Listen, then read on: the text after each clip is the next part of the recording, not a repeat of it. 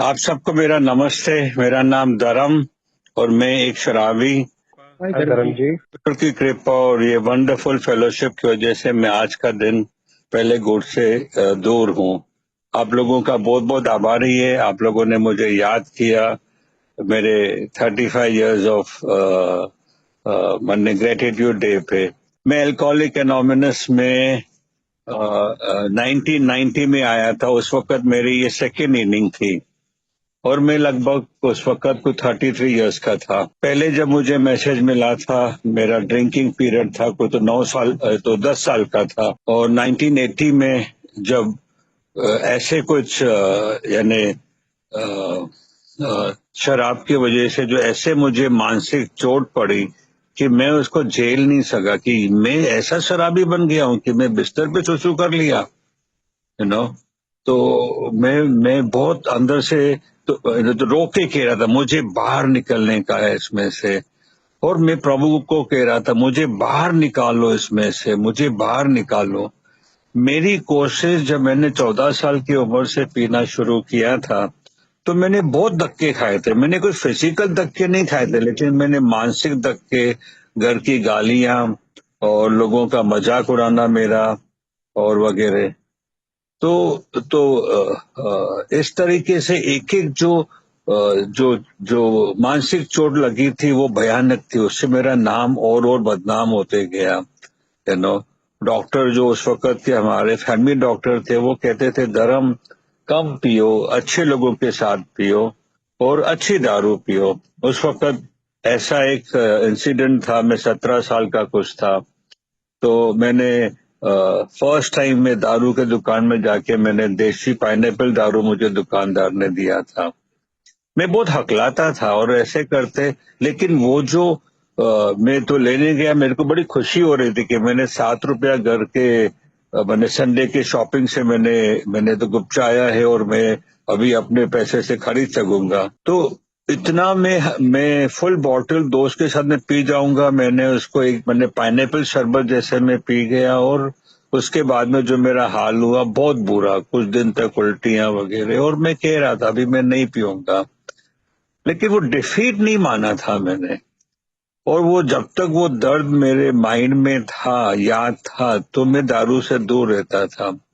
हालांकि मैं अभी तक एक जैसे स्टूडेंट ही था तो मेरे पास कुछ ज्यादा पैसे रहते नहीं थे, लेकिन ये था कि ये दर्द जब तक था मेरे माइंड में, शराब मेरे को एक तरीके का करंट होती थी कि मैं दूर रहता था।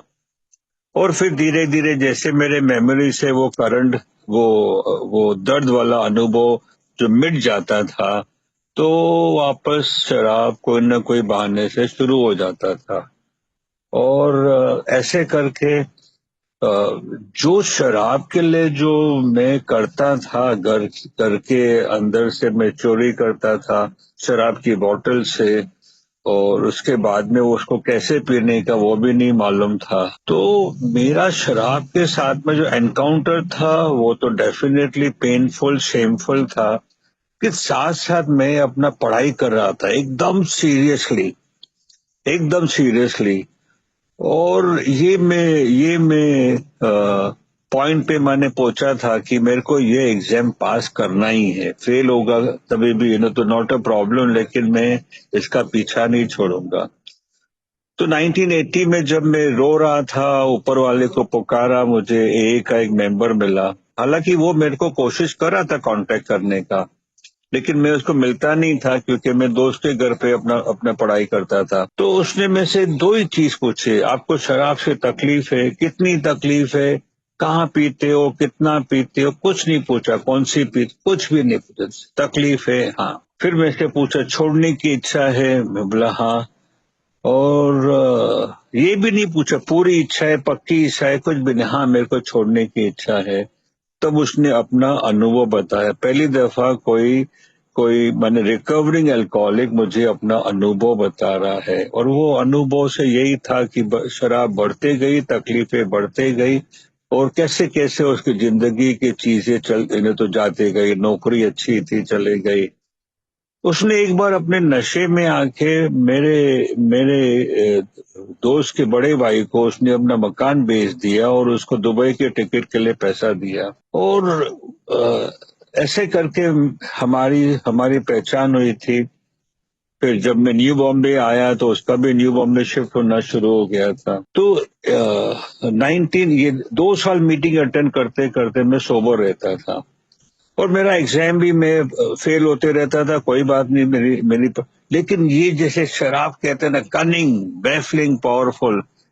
जब मेरा लास्ट अटेम्प्ट था मेरे एग्जाम का, तो मेरा मन मेरे को कहता है अभी यार धर्म, तेरे को सब चीज छोड़ देना चाहिए, पूरा जो पढ़ाई पे तुझे तुझे ध्यान देना है, तेरी मीटिंग भी छोड़ देनी चाहिए, तेरे पास एक ही महीना बचा है। बड़ी अच्छी थॉट थी और मुझे उसका डेंजर नहीं दिखाई दे रहा था, इतनी शेयरिंग सुनी थी और ऐसे करके मैंने मीटिंग अटेंड करना बंद कर दिया। और उससे एक महीना में मीटिंग से दूर था तो मेरे में और भी अच्छा आ गया कि अरे मैं बिना मीटिंग भी सोबर रह सकता हूँ। 2 और महीना मैं मीटिंग से दूर रहा और बस अपने काम में अपना अपना डिफिकल्ट एग्जाम पास हो गया था तो अपने काम में मैं पूरा बिजी था।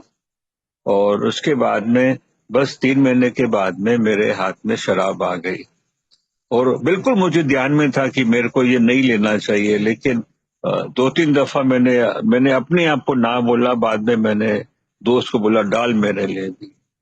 तो ये जो 1982 से लेके से जनवरी 90 तक मेरी कोशिश जारी थी। मेरे पास लिटरेचर था, मैं बाहर के देशों में था, लेकिन मेरे पास लिटरेचर रीड करने के लिए टाइम नहीं।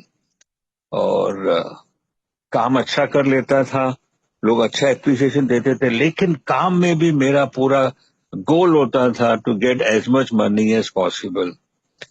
वो गोल, मनी गोल, बाद में मुझे मुझे जो पता चला कि money can not be my security. पैसे से मैं लोगों को खुश नहीं, लोग मतलब मेरे माने फैमिली मेरी बड़ी, मैं इनको खुश नहीं कर सकता हूँ। कभी कभी कभी एसी बेच देने का, कभी फ्रिज बेच देने का, वॉशिंग मशीन, कंपनी के इस अकाउंट उस अकाउंट पे, लेकिन काम में बढ़िया करता था। और एक स्टेज ये आ गया था वहां पे कि मेरा नाम लोनर्स डायरेक्टरी में था, alcoholic anonymous loners.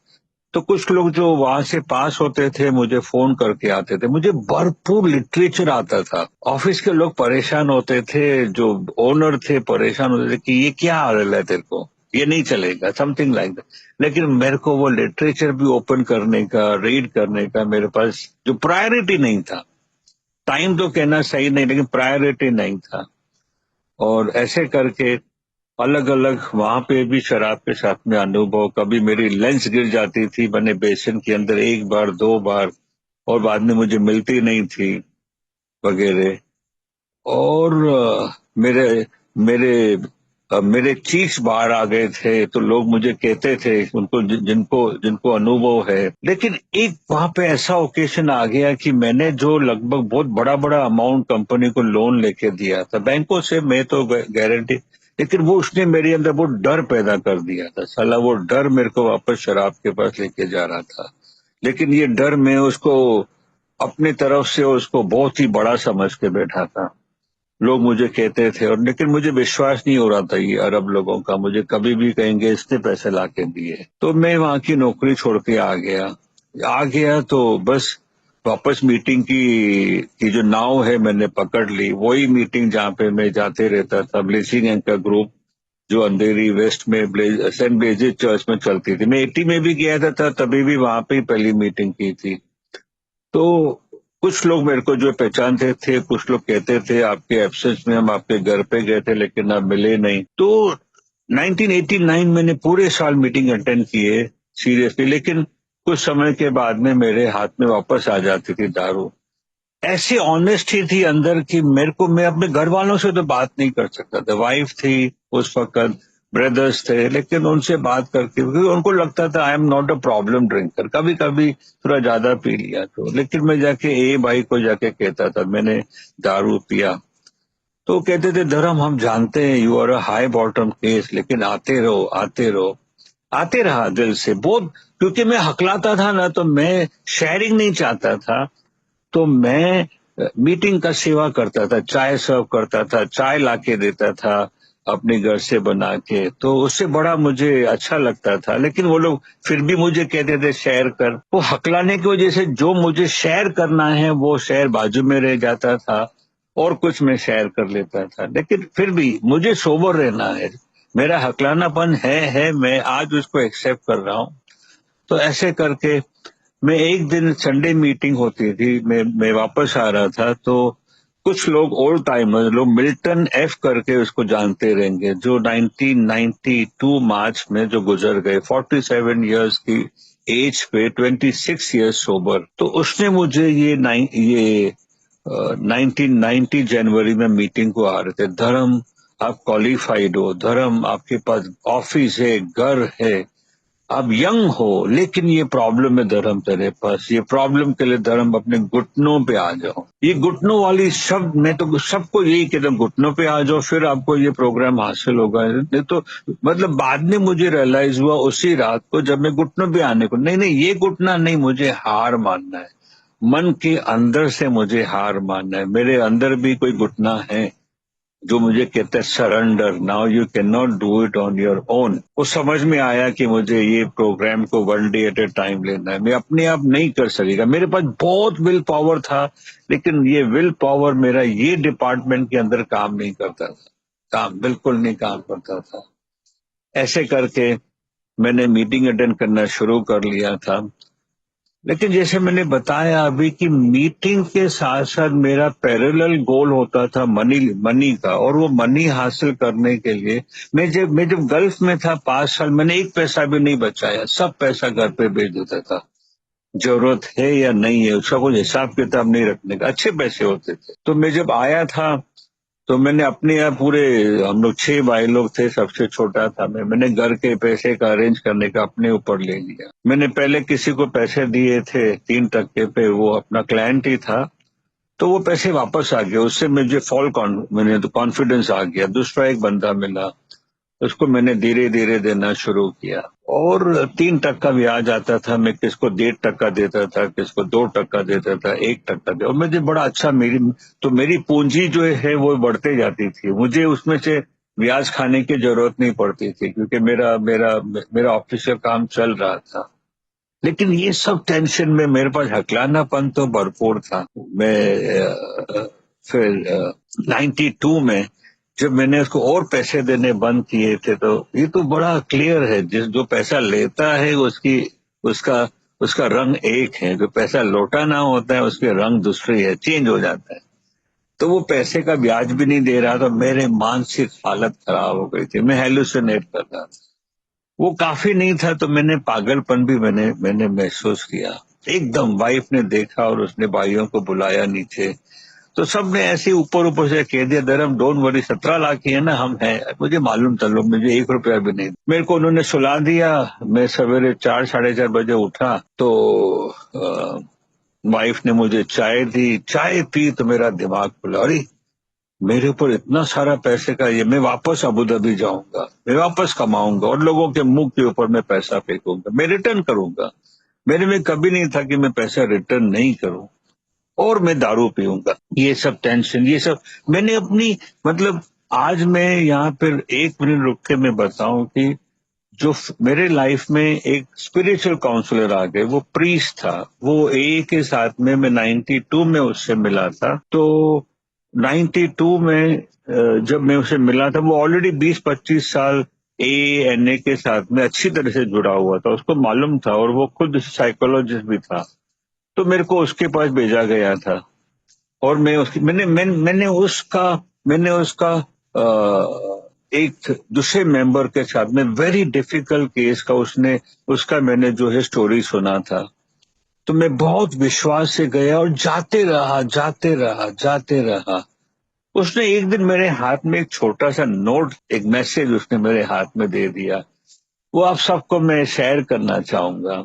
Alcoholism disease and management. Alcoholism एक बीमारी है, आज पहले से बहुत ज्यादा लोग इसको स्वीकार करते हैं, लेकिन बहुत कम लोग पिन पॉइंट करते हैं कि ये डिजीज का मुख्य कारण क्या है। बहुत कम लोग से हमारे को पिन पॉइंट करते कि इसका मुख्य कारण क्या है। ये बीमारी मेरे पीने में नहीं है, जो कि एक सिम्टम है, वो मेरी बीमारी नहीं है। ये बीमारी मेरे विल में नहीं है, ये बीमारी मेरे माइंड में नहीं है। अल्कोहलिज्म एक बीमारी है मेरे इमोशंस और मेरे फीलिंग्स की, मेरी दबी हुई भावनाओं की। ये जो पैसे का, और ये उसने बताया कि खास करके जब उसने मुझे कहा कि समटाइम्स फ्रॉम चाइल्डहुड, मेरे को ये एकदम एप्लीकेबल था।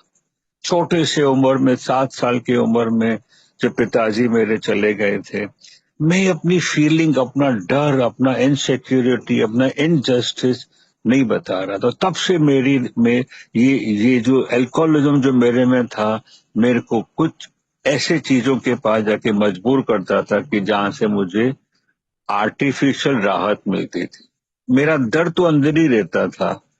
तो मेरे को उसने सिखाया, मुझे मेरी फीलिंग्स मुझे शेयर करनी है। मुझे जो भी काम करना है रिहेबिलिटेशन का, मेरा स्टेप्स के थ्रू, उसमें मेरी फीलिंग्स हर स्टेप पे आती है कि मुझे मेरा फीलिंग्स के ऊपर मुझे काम करना है, जो कि मैं मेरे इमोशंस को, मेरी भावनाओं को कंट्रोल नहीं कर सकता मेरे माइंड और मेरे विल पावर से। इसलिए मुझे वो शेयर करना है मेरे स्पॉन्सर से और मेरे हायर पावर से। और जैसे जैसे सभी लोग जानते हैं, हमारा हमारा तीसरा पायरी, made a decision to turn over our will and our life to God as we under. ये बहुत सिंपल स्टेप है। बस यही स्टेप मुझे कहता है, मैं नहीं कर सकता, तू मेरी मदद कर। ऐसे ऐसे टाइम पे ऊपर वाले ने को जब मैंने पुकारा, वो मेरी उसने मदद की है कि मैं क्या बताऊं। इतना सिंपल शब्दों में वो आता है, सिर्फ उसको हमारी पुकार सिंसियर। तो ऐसे करके जब 92 की मैंने बात की, तो मैं हेलुसिनेट कर रहा था, और मेरे को जब शराब का विचार आया, तो साथ में इमीडिएटली विचार आया, धर्म कॉल एंड एक ए मेंबर को फोन करो पीने का पहले। तो एक मेरा मन है जिसके अंदर ऑलरेडी शराब का बहुत अनुभव है, क्या मजा आता है, क्या खाना, क्या चखना। और दूसरा जो ऊपर वाले की कृपा है, वो कहता है कि नहीं, तेरे पास नंबर है, देखो तो डायरी में नंबर है। तो ऐसे करके नंबर मिला। बाद में वापस ये मन कहते थे, ये कोई टाइम नहीं 5 बजे फोन करने का। ऊपर वाला कहते हैं नहीं, तेरे घर पे आग लगी है, तेरे को अभी जरूरत है, फोन कर। वो भाई एरिक, एरिक डी, क्या मेंबर था वो। ओहो, 37-38 ईयर सोबर होके गए थे। लेकिन वो कहते ना, सचिन सचिन तेंदुलकर जैसे, eat cricket, sleep cricket, walk cricket, इसका भी वही था। एकदम एकदम full time to the rehabilitation of alcoholics.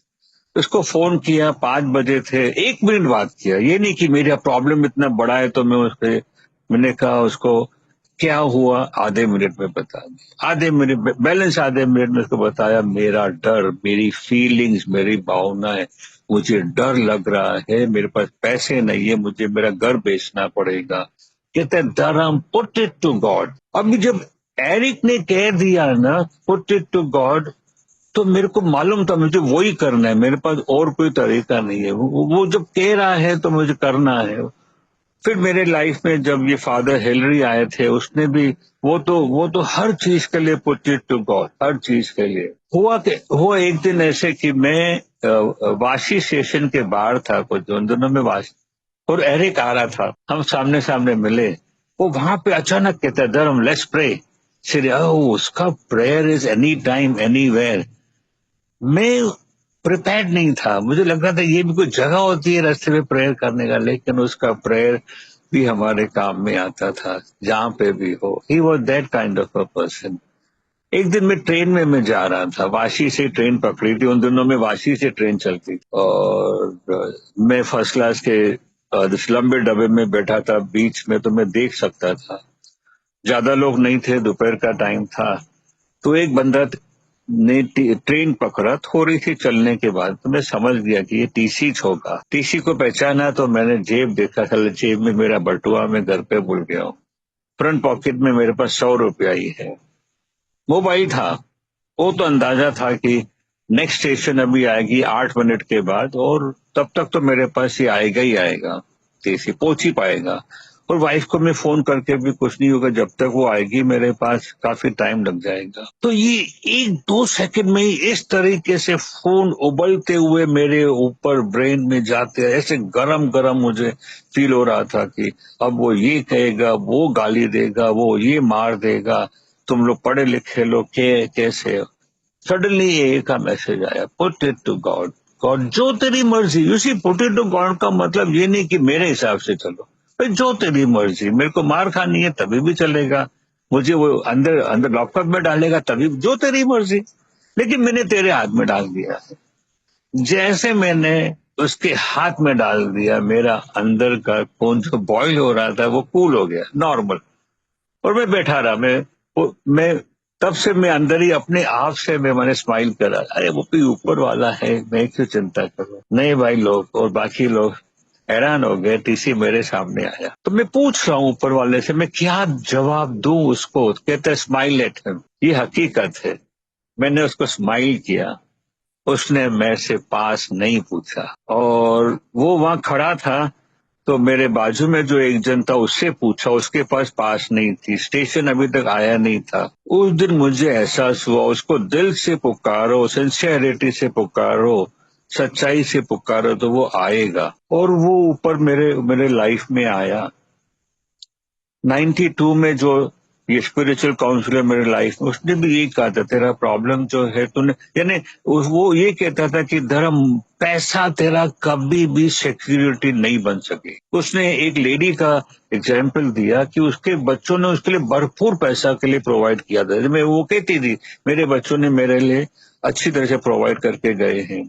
और नेक्स्ट डे वो गिरी तो उसका एक दांत टूट गया, फ्रंट दांत, और उसमें 1 लाख खर्चा हुआ। कहती मैंने इसके लिए तो प्रोवाइड नहीं किया था। तो वो ये एग्जाम्पल से हमें यही बता रहा है कि हम कितना भी खुद का प्लानिंग करें, वो प्रभु के सामने वो नहीं चलेगा। प्रभु के सामने वही चलेगा जो वो चाहता है। और ऐसे करके मैं एक बार अलीबाग, मेरी बेटे की शादी पूरी हुई थी दिसंबर 19 में, और हम थोड़ा सा 2 दिन का ब्रेक लेने के लिए मैं और मेरी वाइफ हम जा रहे थे। बेटी ने मुझे कहा, पापा एक दिन थोड़ा सा और भी रेस्ट करके जाओ। अरे कौन सुनता है। हम गए उधर अलीबाग का हिल। उतरते वक्त मैंने मेरी कुछ सेकंड तक मैंने अपनी आंख बंद कर ली, भाई अभी तो यहाँ पे कुछ नहीं, ट्रैफिक होती है। और बाद में मैं देखता हूँ कि मेरे सामने एक मोटरसाइकिल, वाइफ का भी ध्यान नहीं गया, एक मोटरसाइकिल अच्छी सी मेरे सामने कुछ ही इंचेस समझो, 1 फीट भी नहीं होगा मेरे सामने है, और मैं ब्रेक भी नहीं, कुछ भी नहीं, मेरी गाड़ी स्लो जा रही थी, लेकिन हमने उसको ठोका। ये ठोकने में मेरे को सीधा याद आया कि मैं हमेशा सोचता था कि गांव की तरफ एक्सीडेंट होगा ना, वो लोग भरपूर मारते हैं, ये करते वो। अभी सवाल था कि हो गया एक्सीडेंट, बीवी को उतारा और मैंने गाड़ी जाके आगे पार्क की। उस वक्त मैंने भगवान को कहा, भाई ये हायर पावर भी ये मेरे से हुआ है, अभी तू मेरे साथ रहे, ये जो भी मेरे को अभी सामने, तू मेरे साथ रहे। 1.25 घंटे तक हम उधर बैठे, मैं शांति से, लोग हमारे मुझे कुछ कुछ जो है बोलते जा रहे थे, ये वो करके, तो मैंने कुछ नहीं जवाब दिया। 1.25 घंटे तक हम उसके साथ में बैठे थे। तो मतलब वो कह रहा था वेट करो डॉक्टर, अभी नहीं। बाद में हम गए डॉक्टर के पास, तो डॉक्टर ने चेक किया, बोला बिल्कुल ठीक है, आप तो चले जाओ। हमें भी उसने जाने दिया, बोला कि हमारा मोटरसाइकिल का कोई नुकसान हुआ है, ये पैसे को ये आप दे दो। ठीक है, हम उसको दे देंगे। तो वो पैसे जितने थे उसको दे दिए, बैलेंस का हम 2,000 बाद में आपको विड्रॉ करके दे देंगे जब वापसी में जाएंगे। ऐसे करके हमने हमारा 2 दिन का रेस्ट लिया, हम वो चीज भूल गए और हम घर पहुंच गए। जाते जाते मेरे पास 2,000 था, लेकिन वो लोग थे नहीं उधर और फोन भी नहीं लग रही थी। हम घर पहुंचे तो भाई कहता है कि ये तू गाड़ी तो मारुति में लेके जा, तेरे गाड़ी को भी डैमेज हुआ है ना। तो मैं लेके गया, उसने फॉर्म भी भरा, मेरे से फोन, फिर मेरे से पूछा कौन चला रहा था, मतलब मैं चला रहा था। आपके पास लाइसेंस है? हाँ मेरे पास लाइसेंस है। मैंने लाइसेंस निकाल कर दिया। कहता है आपका लाइसेंस एक्सपायर्ड है। ये है जब हम ऊपर वाले पे, वो कहते मेरे साथ रहना तू। 1.25 घंटा पे हाईवे पे हम थे, अलीबाग रोड पे।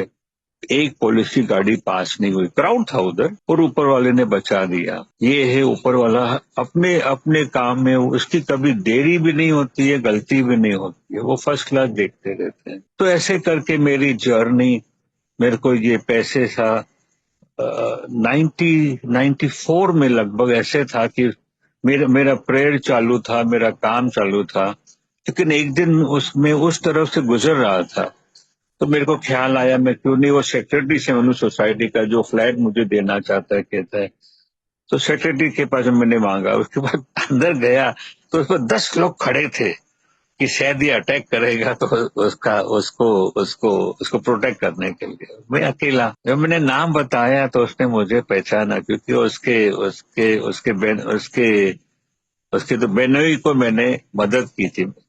उसको कुछ अपना सामान रखना था, उसको मैंने मेरा गैराज दिया था, तो उसको मालूम पड़ा था ये जेन्युइन लोग हैं। तो उसने कहा भाई ये 2 फ्लैट जो लोग कह रहे हैं ना, वो एक फ्लैट मेरा ही है, मैंने उनको यूज करने दिया है, मैं एक फ्लैट में आपको ले लूंगा। और ऐसे करके उसने मेरे को 8 लाख दिए 17 लाख के सामने, तो 9 लाख मेरा नुकसान।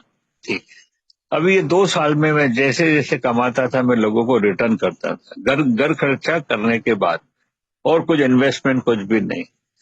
और ऐसे करके 94 में जब मेरा ये मैटर क्लोज हुआ, मेरे में घमंड आ गया, देख मैंने सबका पैसा लौटाया, मैंने किसी को चीट नहीं किया।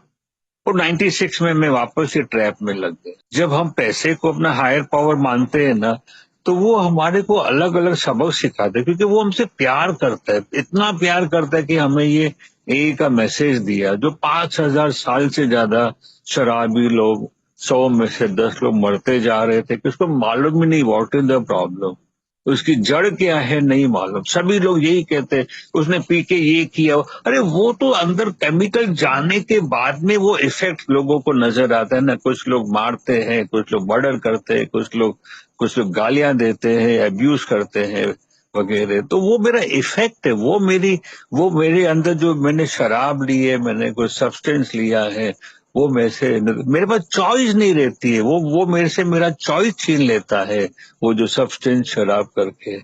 तो मेरा मेन मेन मेरा जो सोर्स था, मेरी जो वजह थी, जो मेरा कॉज था, मुझे मालूम पड़ा ये मेरी फीलिंग्स थी। एक दिन मेरे ऑफिस में जैसे जुलाई के महीने में हम लोग का भरपूर काम रहता है, तो मैं कभी कभी ऑफिस में रह जाता था, अंधेरी में मेरा घर रहता था न्यू बॉम्बे। तो मेरे स्टाफ चले गए, और जो इतना प्रेशर था मेरे अंदर, मैं किसको बताता ही नहीं था, इवन मेरे काउंसलर को भी मैं नहीं बताता था कि इतना प्रेशर। मैं कम से कम फोन करके तो नहीं बताया कि ये तो।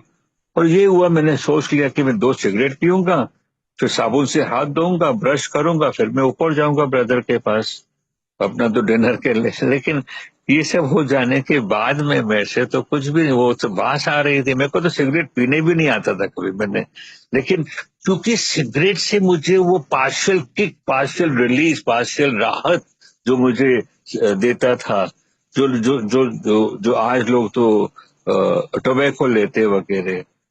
तो मैंने दूसरे दिन अपने काउंसलर से बात की, तो कहते मैंने बोला फादर ऐसा ऐसा। कहते तुमने मेरे को उस टाइम पे क्यों नहीं फोन किया, मुझे लगता था कि बस उसका टाइमिंग है 5 बजे तक, तो हम फोन। बोले नहीं, any time you can call मी, जब तुम तकलीफ में हो तो। बोला तुम्हारे अंदर जुलाई का प्रेशर है ना, तुमने वो प्रेशर को शेयर नहीं किया, इसलिए तुम्हारा माइंड कहता है अभी थोड़ा सा कॉम्पेंसेशन दे ले, वो सिगरेट हो या कुछ भी हो। तो समझ में आया। ऑटो वाले का मीटर रफ होता था, तो मैं जबरदस्ती बैठ जाता था, फैमिली भी साथ में। उनको बड़ा एम्बैरेसिंग लगता था, क्योंकि मैं उनसे मैं तो लड़ता था, चिल्लाता था। तब जब काउंसलर से बात की, उसने मुझे बताया, देख, क्योंकि हमारे को लोग बताने का एक ये तरीका होता है कि अपना अनुभव बताते हैं। बिल डब्ल्यू को एडीडी ने अपना अनुभव बताया, बिल डब्ल्यू ने डॉक्टर बॉब को अपना अनुभव बताया, और वो अनुभव से उसको पहचान कि ये भी मेरे जैसे ही है। तो ये ऑटो के लिए, टैक्सी के लिए मैंने जब फादर से बात की, कहते ये लोग हमें भी नहीं छोड़ते, हमारे को भी एक्सेस फेयर लेते हैं, हमारे को भी। तो मुझे कहा जब तुम्हें नेक्स्ट टाइम ऑटो पकड़नी होती ना, तो तुम प्रे करो हे ऊपर वाले। लेकिन क्योंकि प्रे करता हूं, तो अभी अभी तो उसको मुझे ऑटो लेके देनी, हो सकता है पहला वाला रिफ्यूज करेगा, दूसरा, चौथा, पांचवा ऐसे कर, लेकिन मिल जाती है ऑटो। जिस दिन मैं भूल जाता हूं कि मेरे को प्रे करना है, मुझे उनसे उनके साथ लड़ना नहीं है, क्योंकि जब मैं गाली भी दूं अंदर से साला डिस्टर्ब तो मैं ही रहता हूं। तो मैं बल्कि अपने आप का खून जलाता हूं, अपने मन की शांति बख्श कर देता हूं। और ऐसे करके मेरी जर्नी एक ही, ये लोगों ने मेरे जर्नी में बहुत कंट्रीब्यूशन दिया। अब ए में होता क्या है, दूसरे जो एक मेरे स्पॉन्सर थे, जो कि मैं इनिशियल स्पॉन्सर था, ये था गणेश आय, जो अभी दुनिया में वो बहुत एक्टिव मेंबर था फेलोशिप सर्विस के लिए। तो वो मुझे अपने साथ में लेके, जब मैं 2 साल सोबर था, वो जीएसओ मीटिंग में जाता था, कॉन्फ्रेंस मुझे भी लेके जाता। उन दिनों में 2 बार होती थी, तो एक बार दिल्ली में कॉन्फ्रेंस थी और मेरे को आप लोगों के इंटर ग्रुप ने मुझे कहा ये हिंदी का बिग बुक है, उसकी प्राइसिंग के लिए आप हमें हेल्प कीजिए। ठीक है, तो हमने उनसे पूछा, ये उनका फर्स्ट प्रिंट था, फर्स्ट ट्रांसलेशन था, उन्होंने बुक ऑलरेडी प्रिंट कर दी। मैंने कहा था ये प्रिंटिंग कॉस्ट किसने बेयर किया है, कितना है? बोला 8,000 है, ये इंटर ग्रुप ने बेयर किया है। फिर मैंने उनसे पूछा क्या ये पैसा 8,000 आपका इंटर ग्रुप अपने ऊपर ले सकता है? बोला हाँ ले सकता है। तो जो हिंदी बिग बुक की प्राइस 95 रुपीज होनी चाहिए थी, ये एक कंट्रीब्यूशन देके उनकी प्राइस 65 रुपीज हो गई। तो ए मेरे को हर टाइम पे कहता है धर्म पे बैक, तेरे को जो मिला तू क्या कर सकता है। जीएसओ में एंट्री हो गई थी, तो जो जो उनकी म्युनिसिपल ऑफिस की जो बिल्डिंग थी, वो वहां पे काफी बदबू आती थी, पिछले साइड कुछ सफाई नहीं, कुछ भी नहीं। तो ये तय किया बाकी वर्किंग ट्रस्टी के साथ में कि हम 10,000 का बजट रखते हैं और वहां पे जो है स्लाइडिंग विंडोज रखते हैं। तो मेरे पास तो फिर मैं जो जिसको जानता था, मैंने कारपेंटर को उसको लाया विश्वास करके, काफी काम हो चुका था। मैं उधर जाते रहता था। तो एक दिन देखा कि इतना काम हो गया, तो ये वापस जो है प्लाईवुड शीट क्यों लेने गए हैं, वो भी 8-8 शीट, जबकि मेरे सामने 1-2 शीट की भी जरूरत नहीं थी। जब मुझे मालूम पड़ा ये लोग कुछ अंदर ही अंदर कुछ करना चाहते थे, किसी को कहा नहीं, कुछ भी नहीं, सिर्फ वो मैटर को जो है रिटर्न कर दिया उधर ही। और ऐसे करके ये एक एक का कंट्रीब्यूशन होता है। एक बार सैटरडे का दिन था और मैं मेरे क्लास के लिए जाने वाला था चर्च गेट साइड, वो जिसको हम कहते हैं जैसे रिफ्रेशर कोर्स। तो मैं निकल रहा था, तो उतने में मेरे को अमेरिका से एक लेडी का फोन आया। उसने दूसरे एक फादर का रेफरेंस लेके मुझे कहा कि मेरा बेटा इधर आया है और वो फोन भी नहीं उठा रहा है। उसके बेटे से मैं पहले मिला था, वो इधर आया था, लेकिन मीटिंग अटेंड करने के लिए उसके अंदर वो जो विलिंगनेस नहीं था। तो मुझे कहा कि वो कोलाबा के ये सो एंड सो होटल में है, आप जाके देखो। तो हम गए उधर, और गए तो मुझे लगा था मेरा जो क्लास जो है 2:30 बजे का है, तो मैं उधर 1 घंटा उधर दे दूंगा, मेरा काम हो जाएगा। वहां गया तो वो लोगों ने मास्टर की से जब उसका तो दरवाजा खोला, तो देखा तो टेबल पे ये सब चीज पड़ा हुआ है। और ठीक है, फिर उसके तो कंपनी वाले लोग भी आए थे, तो उसको अपने साथ में लेके गए। अब उसके बाद में ये बंदा के साथ में हमारी कुछ करस्पॉन्डेंस होती थी, तो तब वो मुझे कहता था धर्म व्हाट इज पे बैक, मतलब मुझे किसी को पैसा नहीं देना है, लेकिन मुझे जो मिला है मैं वो दूसरे को जाके दूं। मैसेज ही नहीं दूं, मैं सर्विस की तरफ से और बाकी कुछ भी तरफ से मैं कुछ दूं। और मैं सिर्फ फेलोशिप को ही नहीं दूं, लेकिन कुछ ऐसे भी लोग हैं जो इस फेलोशिप को बहुत कंट्रीब्यूशन देते हैं, बहुत बहुत। मेरे लाइफ में एक टॉम जी आए थे, वो मुझे 93 में कलकत्ता कॉन्फ्रेंस में मिले थे। तो टॉम जी एक treatment centre for alcoholic priest का उसने शुरुआत किया था मैंगलोर केरला के उधर बॉर्डर में। कुछ हमारी पहचान हुई, मैं बहुत खुश हो गया था कि उनके लिए एक सेपरेट ट्रीटमेंट सेंटर बिल्कुल सही है। वो लोग हमारे मीटिंग में नहीं आ सकते, वाशी में हमें ये अनुभव था, लोग नहीं आ सकते हमारे हमारे कॉमन मीटिंग में, लोग शेयर नहीं कर सकते हैं। लेकिन इसके साथ में मेरी पहचान हुई तो मुझे मालूम पड़ा ये सब चीज। एक दिन मैं वहां पे उधर तो रहा भी था, और टॉम के साथ में मुझे सेवा करने का मौका मिला। टॉम आता था, जो है डिट्रॉइट से आता था, उसकी फ्लाइट रात को बॉम्बे में होती थी 12 बजे, 1 बजे, 2 बजे। मैं उसको पिकअप करता था, फिर वहां से उसको मैं अपने घर पे लेके आता था अंधेरी में। नेक्स्ट मॉर्निंग 8, 8:30 बजे उसकी फ्लाइट होती थी बैक टू बेंगलोर। तो ये मैं सेवा सेल्फलेसली उसको करने में मुझे बहुत आनंद मिलता था, बिकॉज ये किसके लिए कर रहा है, ये अल्कोहलिक प्रीस्ट के लिए कर रहा है। तो ऐसे करके काफी साल चला, काफी साल। वो कभी कभी मुझे बुक ला के देता था, लेकिन ये धर्म के पास में ये सब बुक रीड करने का टाइम ही नहीं होता था। हम ये बुक और किसको दे देते।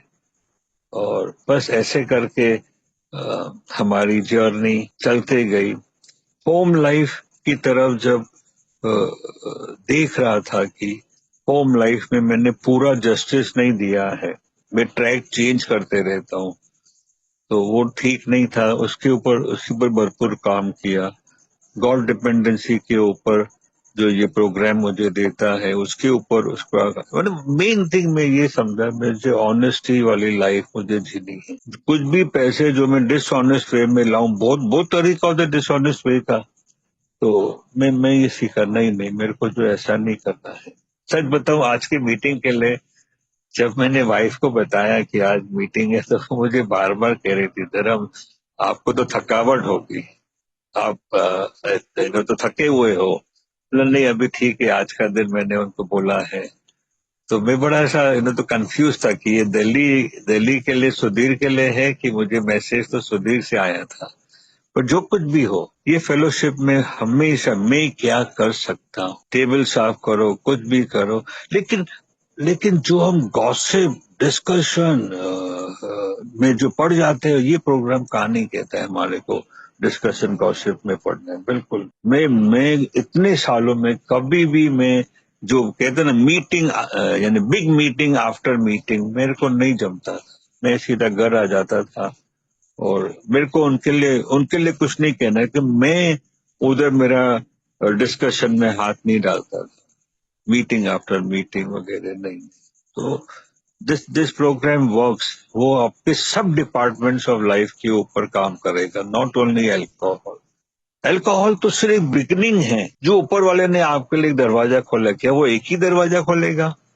वो तो रेडी है आपके लिए सब दरवाजा खोलने के लिए, और वो सब दरवाजा आपके लिए ही है, फिर आप दूसरों के लिए खोलोगे। और यही प्रोग्राम जो है, अब मेरा कैरिंग द मैसेज ऐसे हो रहा है कि मैं जब जीएसओ से मैं ट्रस्टीशिप से मैं बाहर निकला था, तो मतलब मेरा टर्म पूरा नहीं हुआ था, लेकिन मैं खुश था कि मेरा टर्म पूरा होने के पहले मेरे को इन्होंने निकाला। अरे भाई, मैं अपने ग्रुप में वापस कॉन्सेंट्रेट कर सकता हूँ। और वाकई मैंने अपने ग्रुप एरिया में ही कंसंट्रेट किया, तो उतने में मेरे को मैसेज आया है।